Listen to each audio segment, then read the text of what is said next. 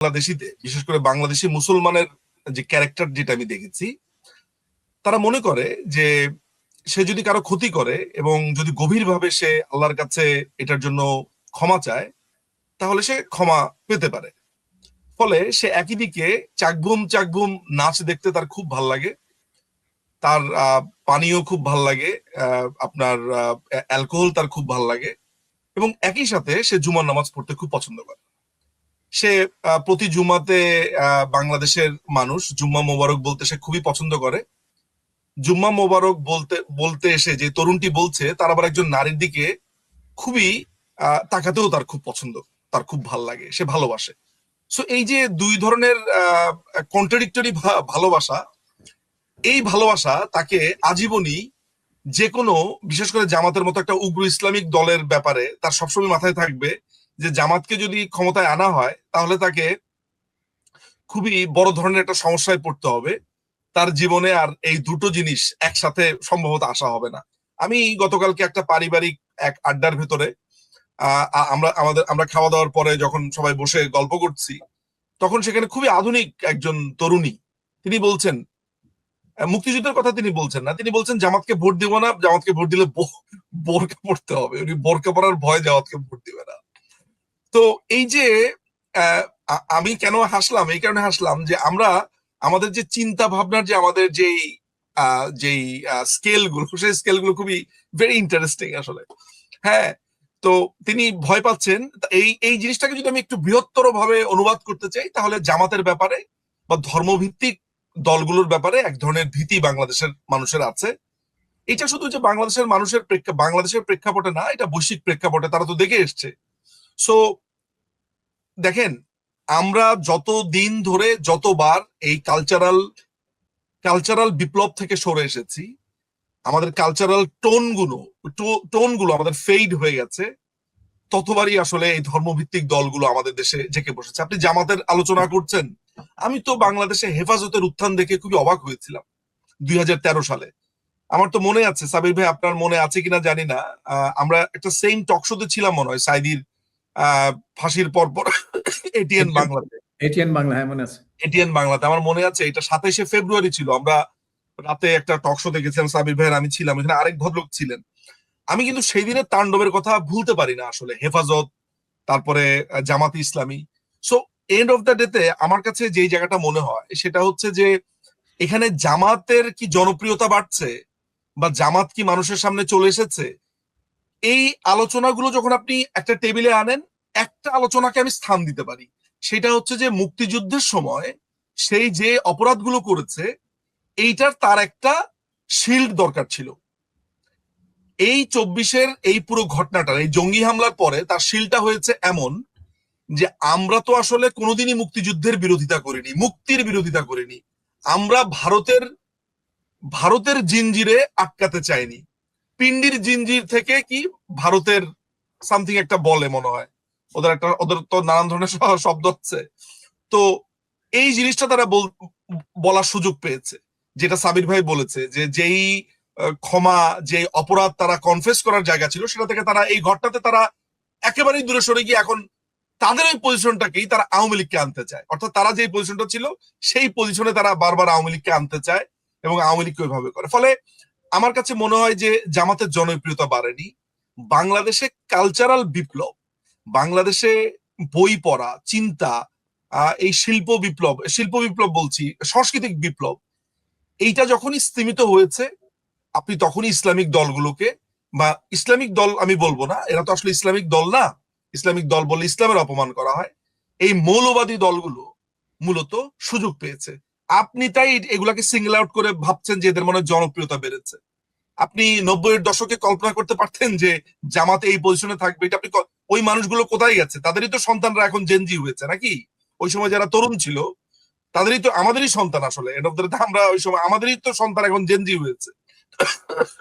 তো আমাদের ব্যর্থতার দায়ভার পুরোটাই ব্যর্থতা আমাদের, আমাদের উন্নাসিকতা, আমাদের উদাসীনতা, আমাদের ল্যাক অফ সেন্স, কালচার, এই প্রত্যেকটা জিনিসকে ধারণ করতে না পারার কারণেই আজকে আপনাকে আলোচনা করতে হচ্ছে জামাতের ব্যাপারে।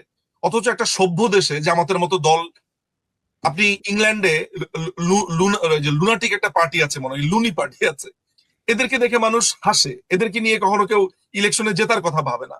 জামাতের পজিশন ছিল লুনি পার্টির মতো। So it is very unfortunate যে আজকে আমরা সিপিবি কে আমরা শক্তিশালী করতে পারিনি, আমরা বাম মোর্চাকে শক্তিশালী করতে পারিনি তাদের অর্বাচীন রাজনীতির কারণে, আমরা জাতীয় পার্টিকে শক্তিশালী করতে পারিনি, সেগুলোর দায় তো আমাদের আছে নানান ভাবে। বিএনপি ঠিকভাবে রাজনীতি করেনি। ফলে আমার কাছে মনে হয় এই জায়গাটাও একটু দেখার বিষয় আছে দর্শকদের জন্য, ভাবার বিষয় আছে। সাবির ভাই এবং নিজুম মজুমদার, আপনারা দুজনেই বললেন আসলে আগামী নির্বাচন যদি হয় তাহলে বিএনপির জয়ের সম্ভাবনা আছে। সাবির ভাই বাজি ধরতে পছন্দ করেন, সেই সুযোগে একটু আমি বলি, বাজি ধরবেন না? আমিও বাজি ধরি, বাজি ধরবেন নাকি? আমার ধারণা, আমি যতটুকু দেখতে পাই, এতে করে নির্বাচনে মানে 12ই ফেব্রুয়ারি যদি সত্যি নির্বাচন হয়, আমার এখনো সন্দেহ আছে নির্বাচন হবে কিনা। যদি হয় তাহলে জামাত বিজয়ী হবে। সাবির ভাই। আচ্ছা, আমি বাজি ধরেছিলাম যে ডিসেম্বর 25 তারিখে তারেক রহমান দেশে ফিরবে কিনা। আমি বলেছিলাম হ্যাঁ ফিরবে, 1000 টাকা, যে যার সাথে বাজি সে 1000 টাকা দিবে। তো আপনার সাথে কোথায় ডলারে করতে হবে বাজিটা? হ্যাঁ করেন।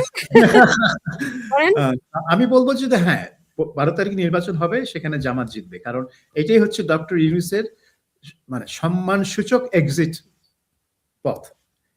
এইটা না হলে তিনি সম্মানের সাথে এক্সিট করতে পারবেন না। এবং ডক্টর ইউনূসের জন্য তার ব্যক্তিগত সম্মানটা হচ্ছে আর সবকিছুর চেয়ে সবচেয়ে বড়। এই জন্য তিনি তার এত ভালো একটা প্রোপাগান্ডা মেশিন নিয়ে তিনি সরকারের একটা প্রোপাগান্ডা মেশিন আগে এনশিওর করেছেন। তো সেই জন্য আমার মনে হয় যে 12 তারিখে নির্বাচনটা হবে এবং দেখানোর চেষ্টা করা হবে যে এটা সুষ্ঠু হয়েছে। এবং যারা অবজারভার আসবে ইউরোপিয়ান ইউনিয়ন থেকে, তারা হয়তো আওয়ামী লীগ যে নেই এবং একটা বড় জনগোষ্ঠী যে তাদের পছন্দ মতো ক্যান্ডিডেটকে ভোট দেওয়ার সুযোগই পায়নি, সেটা বেমালুম ইগনোর করে যাবেন। সো এবং এই নির্বাচনে বিএনপি জিতবে। সো $100 বাজি আপনি আমাকে এখনই পাঠিয়ে দিতে পারেন। এখনই পাঠিয়ে দেবেন, কারণ আমি এখানে একটা জিনিস একটু সুলতানা আপা, আমি এখানে একটা জিনিস অ্যাড করতে চাই। সেটা হচ্ছে আমি এবারও নামটা উল্লেখ করব না আপনাকে। হয় কি যে সেটা হচ্ছে যে ধরেন আওয়ামী লীগের যারা নেতৃত্বস্থানীয় আছে তাদের সাথে যখন একদম একদম পার্সোনাল আলাপগুলো হয়, তখন ধরেন অনেক ভেতরের ছোট ছোট ছোট ছোট স্টোরি, তাদের অনেকগুলো মেমোরি গুলো যখন আলোচনা হয়, সেগুলোকে মেলানো সম্ভব।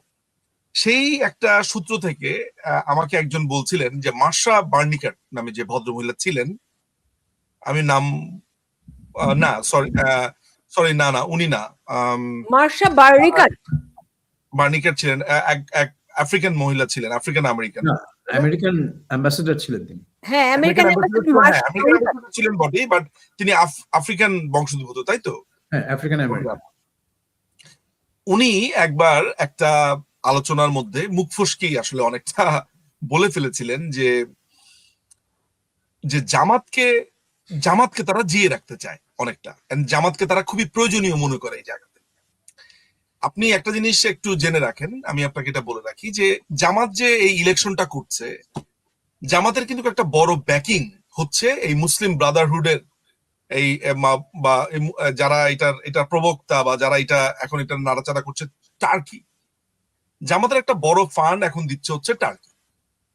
আমাকে খুবই খুবই একেবারে মানে বলবো কি, খুবই কনফার্মড সোর্স থেকে আমাকে বলা হয়েছে যে এই যে জামাতের যে আজকে দৌড়ঝাঁপ এন্ড এভরিথিং, এমনকি জুলাই মাসেও একটা বড় ধরনের অর্থের সংস্থান বলেন, অস্ত্র বলেন, সেগুলো বিভিন্ন হাত ঘুরে কিন্তু টার্কির মাধ্যমে এখানে এসছে। এবং ওরা নাগরিক যেই ছাত্র শক্তি বানিয়েছিল 2023 সালের অক্টোবরে, এই সজীব মাহমুদ ভুইয়া বা এরা কিন্তু টার্কিতে গিয়েছিল, তারা করাচিতে গেছে, টার্কিতে গেছে, কাতারে গেছে। ফলে এইটাও আপনাকে মাথায় রাখতে হবে যে এইখানে পশ্চিমাদের একটা বড় ধরনের অবদান এখানে আছে। এখন আপনি আমাকে একটা চিত্র আমি আপনাদেরকে দেখাই। আচ্ছা, ইলেকশন হয় নাই, কোনো কিছুই নাই, সবচেয়ে সুখে আছে কে এখন বাংলাদেশে? মানে ক্ষমতা উপভোগ করছে কারা? ক্ষমতা উপভোগ করতে হচ্ছে জামাতে ইসলামী এবং এনসিপির এই টোকাইগুলো। এখন আপনি জাস্ট যদি হিসাবটা এইভাবে দেখেন যে এই টোকাইরা মানে কোন লজিকটা এই জায়গাটা খাটবে যে ওরা মনে করবে যে একটা ইলেকশনের আসলে প্রয়োজন রয়েছে? কারণ ওদের যে হানিমুন পিরিয়ড এটা তো কেটে যাবে যদি বিএনপি ক্ষমতায় আসে। এবং একই সাথে জামাতে ইসলামীও জানে, সাবির ভাই কেন কনফিডেন্টলি বলছে, কারণ এটাই হচ্ছে খুবই একেবারে বাস্তব চিত্র যে ইলেকশন হলে বাংলাদেশ আওয়ামী লীগের পরে বৃহত্তর রাজনৈতিক দল বিএনপি তারা আসবে। ফলে এরকম একটা মধু চন্দ্রিমা থেকে তারা যেতে চাইবে কেন? যদি তারা ইলেকশনে আসে সেই ক্ষেত্রে আমি সুলতান আপার ওই কথাটা আমি বুঝতে পারছি যে এইটার তারা একটা মরণ কামড় দেওয়ার চেষ্টা করবে এই কমফোর্ট জোনটাকে রাখার জন্য। এখন দেখার বিষয় হচ্ছে যে এই কমফোর্ট জোন রাখার যেই মরণ কামড় তারা দিবে এইটা আসলে বিএনপি কিভাবে প্রতিরোধ করতে পারে। This is the case. আপনারা অন্য কিছু নিয়ে চিন্তা না করলে হবে যে এই যে জামাতের যে একটা প্রবল চেষ্টাটা হবে ইলেকশনে, এইটাকে আসলে কিভাবে ডিল করবে। কারণ আমি যেটা দেখতে পাচ্ছি যে প্রশাসন এবং জামাতের পক্ষে কিন্তু শুধু জামাত একা কাজ করছে না, জামাতের পক্ষে এই যে 8 দল তারা করেছিল, চরমনাই, হেফাজত, এরা যদিও বিভিন্ন সোর্স থেকে বলছে যে হেফাজত এটা করবে না, সাহায্য করবে না, বা এটা করবে না, হোয়াট এভার, কিন্তু আমার কাছে কিন্তু মনে হচ্ছে যে আইদার আপনার ইলেকশনটা ক্যান্সেলও হয়ে যেতে পারে কোনো ঘটনা চক্রে, তা না হলে ইলেকশন ইঞ্জিনিয়ারিং এর মানে এই দখলদার বাহিনীর মধ্যেও যে ইঞ্জিনিয়ারিং, সেই জায়গাতে জামাতের একটা বড় ধরনের প্রচেষ্টা থাকবে। তবে আমার কাছে মনে হয় যে শেষ পর্যন্ত সুলতান আপার বাজিতে হারার সম্ভাবনাটাই প্রবল। আপনি একটু বাজি ধরলেন নিজুম ভাই। সাবির ভাইয়ের সঙ্গে আমার বাজি, কারণ আমি সাবির ভাই বলছেন বিএনপি জিতবে, কিন্তু আমি স্পষ্টতই কিছু ইলেকশন ইঞ্জিনিয়ারিং দেখতে পাচ্ছি। জামাতের হাতে আছে বাংলাদেশের মানুষদের ডেটাবেস, পুরো এনআইডি বলেন, ভোটার তালিকা বলেন, এটি কিন্তু জামাতের হাতে, এবং তারা এটি ধরে ধরে কাজ করছে বলে আমি শুনেছি। যে সমস্ত তথ্য উপাত্ত, তাদের প্রস্তুতি যা দেখতে পাচ্ছি, তাতে করে আমি সাবির ভাইয়ের সঙ্গে $100, সাবির ভাই $100 একটু কম হয়ে গেল, আপনি একটু বাড়িয়ে ধরেন। না ভাই, আমার চাকরি বাকরি নাই এখন, আমি একটু বেশি যেতে পারবো না। আচ্ছা, $100 বাজি আমরা 12 ফেব্রুয়ারি নির্বাচন, 13 ফেব্রুয়ারি আমরা আলোচনা করব। ওকে, সেদিন একদম যদি ইলেকশন হয় ওই দিন। ও আমার এখানে ঠিক আছে, যদি ইলেকশন হয়। সাবির ভাই, ইলেকশন নিয়ে আপনার ইয়াটাকে, ইলেকশন হবে কি হবে না? না, ওটা আমি বললাম যে আমি তো মনে করি ইলেকশন হবে।